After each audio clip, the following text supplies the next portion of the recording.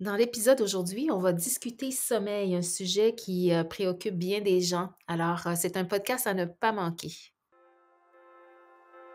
Bienvenue au podcast Au-delà du yoga.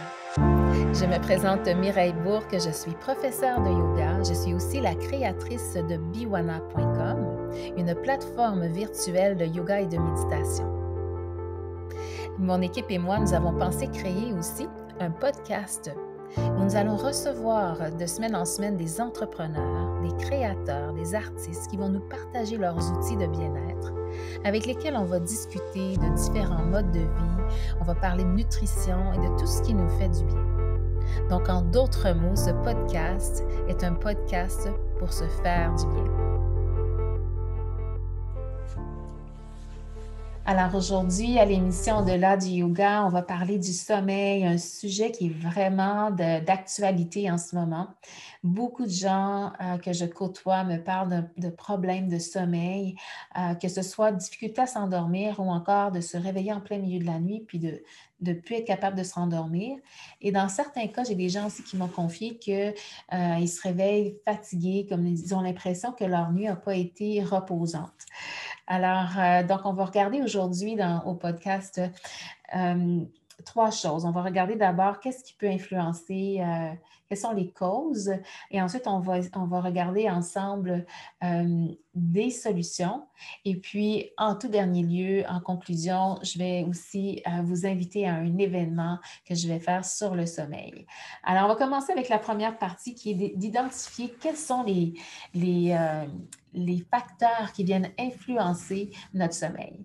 Donc, la première chose que j'aurais envie de vous poser comme question, c'est qu'est-ce que vous faites en soirée avant d'aller dormir? Alors, on est tous des êtres de routine pour la majorité et donc, on a des fois des routines qui sont excellentes, mais d'autres tantôt, il y a des routines qui sont peut-être moins bonnes. Et là, ça serait intéressant de revisiter la routine de la soirée jusqu'à temps qu'on aille dans notre lit et voir s'il y a des routines qui ont besoin d'être changées. Et pour pouvoir justement intégrer des rituels, moi j'aime ça, employer le mot rituel, je trouve que c'est plus intéressant que routine. Il y a comme quelque chose de plus, une routine, on dirait que ça devient plate, alors qu'un rituel, il y a comme quelque chose de plus, je ne sais pas, pour ma part, je trouve ça plus intéressant à nommer ça comme ceci. Alors, qu'est-ce qu'on pourrait voir comme rituel? Alors, on va commencer par parler de quelles seraient les routines qui sont moins malsaines pour le sommeil. Puis après ça, je vais vous amener vers des rituels qui pourraient favoriser le sommeil. Donc, dans les routines malsaines, on va penser tout d'abord à la consommation d'aliments et de boissons, alors qui est vraiment une évidence ici. Donc, on parle, bon, pour la majorité des gens, la première chose qui va vous venir en tête, c'est certainement le café. OK, donc, tout ce qui a de la caféine dedans et des excitants, donc café, et il y a le thé aussi, la théine qui peut venir influencer le sommeil. On va parler de chocolat, on va parler de sucre, d'aliments transformés, parce que les aliments transformés, souvent, les additifs qui sont mis dans les aliments transformés vont venir perturber aussi au niveau de notre énergie. Souvent, il va y avoir des excitants. Donc, alors, je vous invite à revisiter ça si vous avez l'habitude, une routine de manger et de boire avant d'aller dormir, de peut-être revisiter qu'est-ce que vous allez consommer. Fait que je vais vous en parler tantôt dans nos rituels. Mais pour le moment, c'est la question que je vous poserai. Alors, si vous êtes à la maison, vous pourrez prendre le temps de peut-être écrire prendre des petites notes à ce sujet-là pour voir prendre conscience de ce que vous consommez en soirée. Une autre chose, quand on parle de consommation, donc la consommation, c'est pas juste, avant d'oublier, une des choses qui est importante aussi à nommer dans la consommation, c'est la prise d'alcool. Alors, moi, je vous dirais que par expérience, moi, j'ai décidé de vraiment couper complètement l'alcool de ma vie pour un choix personnel. Je n'ai jamais vraiment aimé l'alcool. Et puis, c'est un choix qui s'est fait tout naturellement de me dire, ben finalement, je n'ai pas envie de consommer de l'alcool. Il y a toutes sortes de beaux produits sans alcool aujourd'hui qui existent vraiment génial. Donc, il y a toujours moyen de trouver des solutions par rapport à ça, mais l'alcool aussi va venir influencer le sommeil, la qualité du sommeil. Alors, peut-être que l'alcool n'aura pas, vous n'aurez pas de la difficulté à vous endormir, mais elle va influencer votre capacité à vous à vous régénérer, à vraiment vous sentir reposé au lendemain matin. Tu sais, quand on parle de lendemain de veille, mais le lendemain de veille, ça ne veut pas dire qu'on a besoin de faire de l'abus dans l'alcool pour avoir un impact sur notre lendemain matin. Donc, l'alcool aussi va venir nous influencer dans le repos. Et puis, en plus de ça, mais quand on coupe l'alcool, on se réveille beaucoup plus rafraîchi, on est moins cerné, il y a toutes sortes de bienfaits. Fait que je n'essaie pas de vous dire d'arrêter de boire, mais je vous dirais que ça pourrait être dans les rituels, en fait, dans les routines. Si vous avez l'habitude de prendre un verre d'alcool sur une base régulière, peut-être penser à changer ça vers autre chose.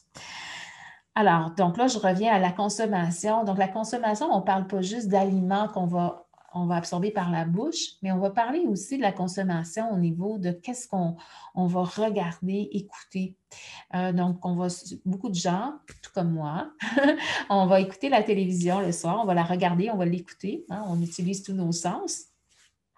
Et donc, l'importance de qu'est-ce que je vais regarder et écouter va aussi évidemment nous influencer. Alors, si on aime ça écouter des séries sur Netflix, par exemple, où c'est des drames, où il y a beaucoup de violence, ou encore c'est très perturbant au niveau émotionnel ou très stressant, on est assis sur le bout de notre chaise, mais c'est peut-être pas des choses qui sont très aidantes pour le sommeil. Donc, peut-être revisiter aussi votre plan de match par rapport aux séries que vous avez envie d'écouter, puis peut-être privilégier le soir des choses beaucoup plus calmes. Alors, c'est sûr qu'une comédie, par exemple, quelque chose qui nous fait rire, c'est excellent. Le rire, c'est une des façons de relâcher, premièrement, le stress de la journée. C'est une façon de justement décompresser et de sécréter des bonnes hormones qui va faire qu'après ça, quand on va aller se coucher, bien, on va s'endormir sur une belle note. Et ça va influencer, entre guillemets, notre nuit, même, je dirais, nos rêves, puis aussi notre réveil le lendemain matin. Donc, de ne pas banaliser l'impact de ce qu'on regarde et ce qu'on écoute avant d'aller dormir. Donc, ça, c'est une autre chose que vous pourriez regarder aussi, de faire l'inventaire de c'est quoi vos habitudes par rapport à ça. Et puis aussi, bien évidemment, d'être devant un écran. Fait que là, aujourd'hui, avec toute la technologie qu'on a, hein, on est souvent sur nos ordinateurs, on est beaucoup, beaucoup, beaucoup sur notre téléphone. Notre téléphone, il est quasiment collé à notre main ou dans notre poche, où il est toujours à portée de la vue. On est rendu, c'est comme si on pouvait quasiment pas exister sans notre téléphone. Donc, le téléphone, l'ordinateur, la télévision, ce sont des écrans qui dégagent une lumière qui vient activer un état d'éveil. Alors, donc, si on a une fragilité par rapport à notre sommeil, on a une difficulté à s'endormir. Donc, ça, c'est vraiment pour les gens qui ont la difficulté à s'endormir. Je propose de prendre une pause de tous ces écrans-là, au moins 1 à 2 heures avant d'aller dormir. Alors, qu'est-ce qu'on fait dans ce temps-là? Ben là, c'est super le fun, on peut juste se mettre de la musique. C'est le retour des tables tournantes. Alors, vous mettez un bon disque sur une table tournante, prendre une lecture intéressante. On peut juste tamiser les lumières, se faire couler un bon bain. Là, je vous donne déjà des trucs, mais en tout cas, je suis déjà en train d'aller dans ma deuxième partie. Mais donc, on peut vraiment privilégier des activités qui vont nous amener vers une détente. Donc, ça, c'est autre chose qu'on pourrait regarder comme dans nos routines du soir. Et puis, finalement, une autre chose qu'on va regarder, c'est la chambre à coucher, donc l'endroit dans lequel on dort. Et ça aussi, c'est quelque chose qu'on ne pense pas toujours, mais l'atmosphère qui règne dans notre chambre à coucher va beaucoup aussi impacter la qualité de notre sommeil. Alors, bon, je ne vous dis pas demain matin de changer tout votre décor nécessairement, puis de repeindre les murs et tout, mais quand même, ce serait quelque chose à regarder, surtout si c'est un problème qui est récurrent. Donc, de voir, est-ce que déjà les couleurs que j'ai choisies, le décor que j'ai choisi appelle au calme, appelle à la détente. Donc, ça, c'est quelque chose qu'on peut observer et éventuellement peut-être juste faire des petits changements, rien de très extraordinaire, mais qui peuvent faire toute une différence. L'autre chose qu'on peut regarder, que ça coûte absolument rien, c'est la position du lit qui va aussi peut-être changer notre qualité de sommeil. Alors là, vous allez trouver que c'est un peu particulier ce que je vous dis là, mais je vous invite juste à faire l'expérience. Si vous dormez, vous avez de la difficulté à dormir, si c'est possible que la pièce vous le permet, de changer la position du lit et de faire l'expérience et voir si vous dormez mieux. Alors, le lit peut être positionné évidemment dans les différentes directions, donc vers l'est, vers l'ouest, vers le sud ou vers le nord. Fait que vous pouvez jouer sur la position de votre lit et de voir est-ce qu'il y a une direction dans laquelle vous dormez mieux. Fait que vous faites l'expérience de ça et peut-être que vous allez déjà améliorer votre sommeil.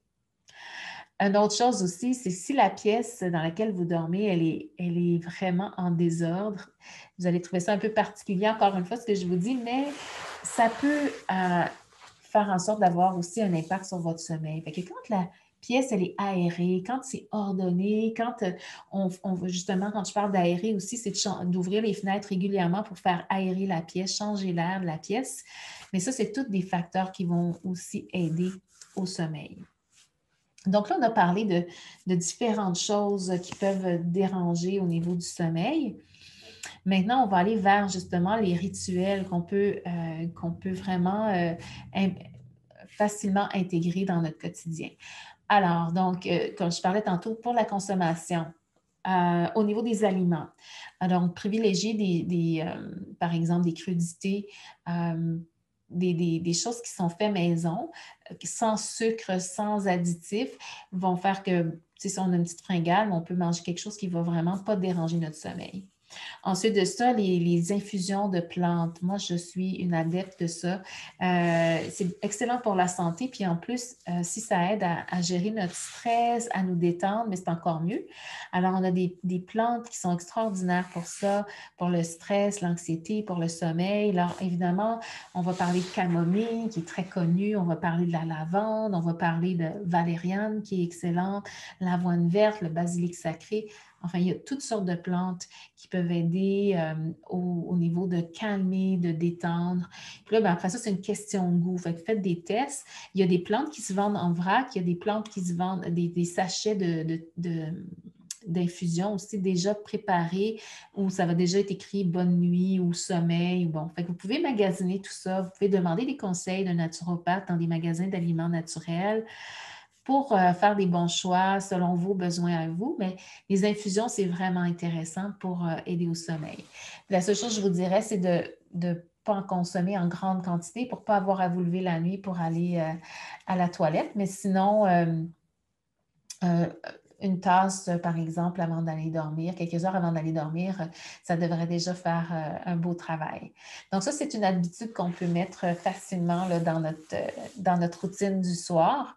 Et puis, comme je parlais tout à l'heure, bon, d'écouter des émissions de télévision, regarder des émissions de télévision qui vont favoriser la détente, donc tout ce qui nous fait rire, ce qui nous inspire, qui nous met vraiment dans un espace de bien-être, de joie, où on se sent ressourcé.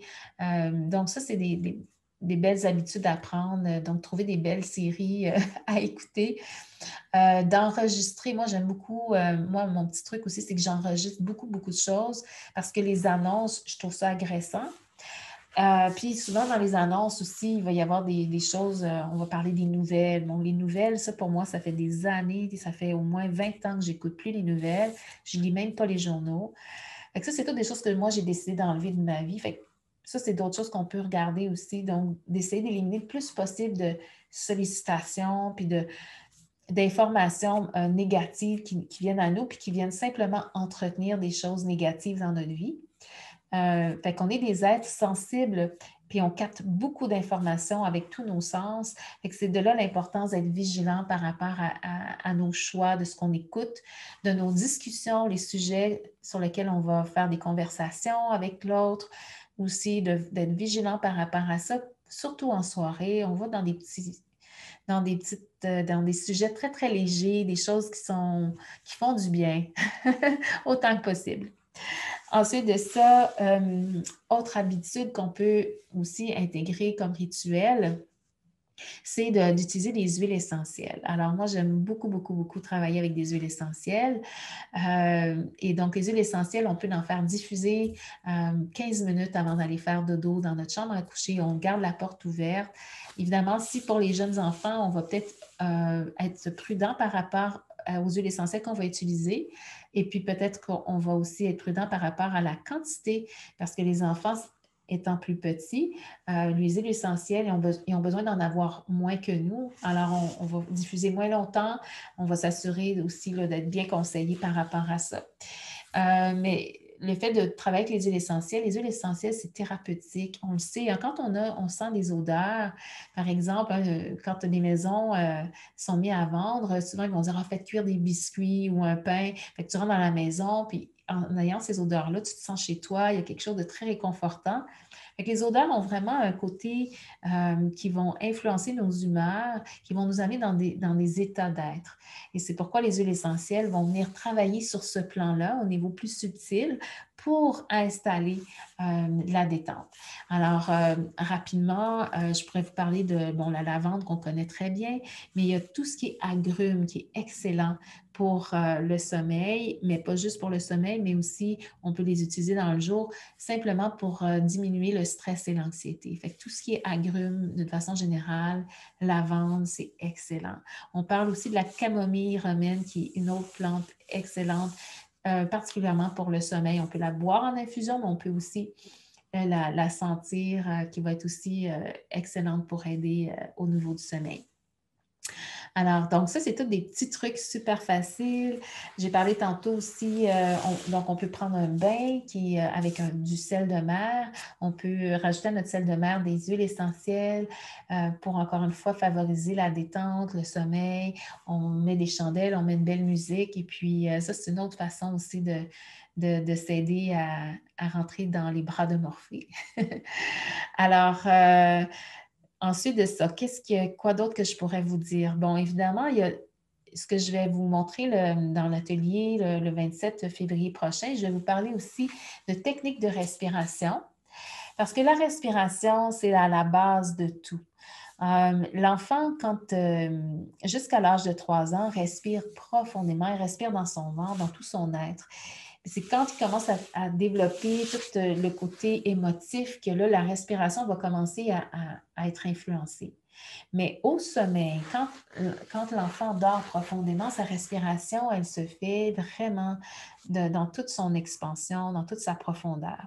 De la même façon que nous, on peut revenir à cette respiration-là aussi.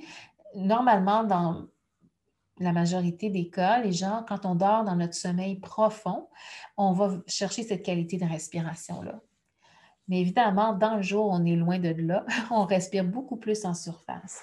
Alors, les techniques de respiration que je vais montrer le 27 février prochain vont aider beaucoup à faire en sorte de justement approfondir notre respiration dans la journée pour pouvoir, au fur et à mesure, éliminer les toxines, éliminer les stress de la journée, nourrir mes organes internes pour que quand je vais arriver pour m'endormir, je n'aurai pas une surcharge dans mon corps. Ça ne sera pas tout embourbé et tout rempli de toxines puis rempli d'un trop-plein. Alors, donc, un peu comme quand on va dormir puis qu'on se sent rempli, quand on a trop mangé, on ne dort pas bien, mais c'est la même chose sur tous les autres plans. Alors, le fait de bien respirer va aussi aider. Alors, je vais montrer des techniques de respiration toutes simples à faire à la maison qui vont vraiment aider. Ensuite de ça, je vais vous parler aussi de posture de yoga. Et là, on n'a pas besoin d'avoir une pratique de yoga pour faire les postures que je vais proposer le 27 février prochain. On a juste besoin d'avoir des couvertures, des coussins à portée de la main. Puis pour le reste, je vais vous montrer comment faire ça tout simple, que ce soit sur un tapis de yoga, mais ça peut se faire, la majorité des postures que je vais montrer, ça va pouvoir se faire même dans le lit. Alors, donc ça pourrait être des petits trucs que je vais vous montrer dans les rituels pour le sommeil. Autre chose aussi que je vais vous parler pendant cet atelier-là, je vous donne un petit aperçu aujourd'hui, c'est que pour ceux et celles qui se réveillent en plein milieu de la nuit, l'heure à laquelle on se réveille est un bon indicatif aussi de quelque chose peut-être qui est engorgé au niveau de notre corps physique. Et donc, l'heure va nous donner une bonne information ici pour voir est-ce que ça se peut, par exemple, si je me réveille à 1 heure du matin, c'est en lien avec le foie. Alors, peut-être que mon foie est engorgé. Alors, j'aurais besoin peut-être de faire une petite cure, par exemple, ou voir à changer peut-être des choses dans mon alimentation pour permettre de dégager le foie pour faire en sorte que je puisse avoir une nuit où je ne me réveille pas. Donc ça, c'est des petites choses qu'on va parler aussi pendant l'atelier, mais c'est important de pouvoir prendre des notes et voir qu'est-ce qui se passe au niveau de votre sommeil, si vous sentez que vous ne dormez pas bien, pour qu'on soit capable d'aller cibler euh, les petites choses qu'on peut changer dans notre quotidien pour favoriser. Parce que vous savez, le corps est simplement là à nous envoyer des signaux comme de quoi qu'il y a quelque chose qui a besoin d'être rééquilibré. Alors, c'est important d'être à l'écoute. C'est pas par hasard que si on dort pas bien, c'est qu'il y a quelque chose qui a besoin d'être d'être regardé, puis d'être ajusté ou d'être nettoyé ou peu importe. Donc, voilà. Alors, donc, c'est vraiment une belle façon de regarder la problématique du sommeil comme étant un- une opportunité, je vais dire ça comme ça, une opportunité pour apporter des habitudes de vie saines, pour apporter aussi peut-être de justement prendre conscience des signaux que mon corps me donne pour prendre soin, moi, de ma santé, pour être capable d'être fonctionnel, parce qu'on sait que si on ne dort pas bien, il y a toute une répercussion sur toutes les sphères de notre vie, en commençant par notre santé. Euh, notre capacité aussi à se concentrer, notre capacité à réfléchir, à avoir un bon discernement, notre relation avec les autres, au niveau de notre travail. Enfin, il y a toutes sortes de choses qui viennent qui sont dérangées parce que c'est un besoin fondamental, le sommeil. Alors, donc, je vous invite, si vous êtes curieux, à venir à mon atelier le 27 février prochain. Le lien est juste en dessous du podcast. Et donc, c'est 25 pour l'atelier qui dure 1 heure et demie de temps. Et vous recevrez à la fin aussi en virtuel, vous allez recevoir un cahier, un e-book sur le sommeil. C'est 38 pages de conseils, de postures, de techniques de respiration, tout un résumé de ce qu'on va voir ensemble le 27 février. Alors, à 10h, 27 février, je vous attends en virtuel sur Zoom pour un bel atelier qu'on va vivre ensemble. Et puis, et tout ça dans le but que vous puissiez faire un beau dodo. Alors, merci d'avoir été des nôtres et puis je vous dis à très bientôt.